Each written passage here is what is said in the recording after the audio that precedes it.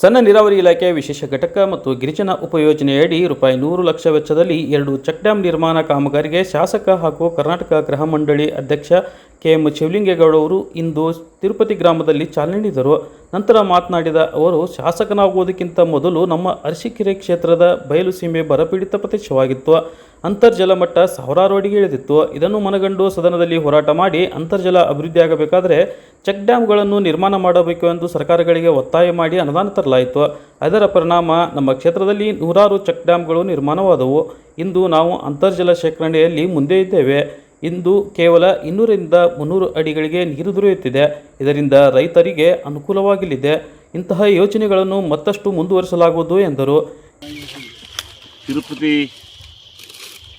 ಬೆಟ್ಟದಿಂದ ಹರಿದು ಬರತಕ್ಕಂಥ ನೀರಿಗೆ ಚೆಕ್ ಡ್ಯಾಮನ್ನು ಕಟ್ಟಿ ಹೊರ ಹೋಗ್ತಕ್ಕಂಥ ನೀರನ್ನು ನಿಲ್ಲಿಸಿ ಇಲ್ಲಿ ಇರ್ತಕ್ಕಂಥ ತೆಂಗಿನ ಮರಗಳಿಗೆ ಮತ್ತೆಲ್ಲ ಜನಸೌಕರ್ಯಕ್ಕೆ ಒಂದು ಚೆಕ್ ಡ್ಯಾಮನ್ನು ಕಟ್ಟಿಸಿ ನೀರನ್ನು ನಿಲ್ಲಿಸ್ತಕ್ಕಂಥ ಕೆಲಸ ಮಾಡಿದ್ದೀವಿ. ಇನ್ನು ಮುಂದೆ ಸ್ವಲ್ಪ ಫಾರೆಸ್ಟ್ನರ್ ಜಾಗ ಇದೆ ಅಂತ ಹೇಳ್ತಾರೆ, ಅದನ್ನು ಮಾಡಿ ಏನಾದರೂ ಮಾಡಿ ಅಲ್ಲೊಂದು ದೊಡ್ಡ ಚೆಕ್ ಡ್ಯಾಮನ್ನು ಕಟ್ಟಿ ಬೆಟ್ಟದಿಂದ ಬಂದಂಥ ನೀರನ್ನು ಪೂರ್ಣವಾಗಿ ಎಲ್ಲೂ ಹರಿದೋಗದಂತೆ ಇಲ್ಲೇ ತಡೆ ಹಿಡಿತಕ್ಕಂಥ ಕೆಲಸವನ್ನು ಇವತ್ತು ಮಾಡಬೇಕಾಗಿದೆ. ಅದಕ್ಕೋಸ್ಕರ 2 ಚೆಕ್ ಡ್ಯಾಮ್ಗಳನ್ನು ಮಂಜೂರು ಮಾಡಿಸಿದ್ದೀವಿ.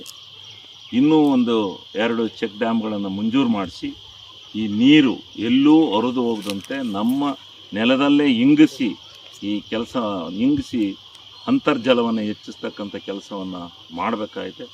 ಅದನ್ನು ಪ್ರಾಮಾಣಿಕವಾಗಿ ಮಾಡಬೇಕು. ಇಂಥ ಸಾವಿರಾರು ಚೆಕ್ ಡ್ಯಾಮ್ಗಳನ್ನು ಕಟ್ಟಿಸಿದ್ದೀವಿ.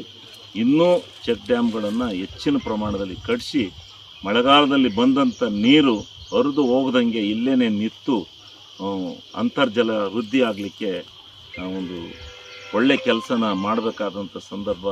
ಎಲ್ಲ ನಾವು ಒಟ್ಟಾಗಿ ಈ ಕೆಲಸವನ್ನು ಮಾಡೋಣ ಅಂತಕ್ಕಂಥದ್ದನ್ನು ಹೇಳಿ, ಈ ಥರ ಜಾಗಗಳು ಅರಸೀಕೆರೆಯಲ್ಲಿ ಇನ್ನೆಲ್ಲಾದರೂ ಇದ್ದರೆ ದಯಮಾಡಿ ನನ್ನ ಗಮನಕ್ಕೆ ತನ್ನಿ.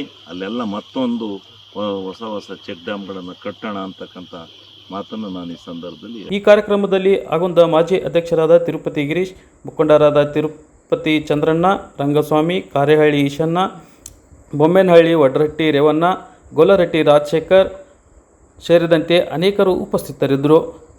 ವರದಿ ರಾಜು, ಅರಸೀಕೆರೆ.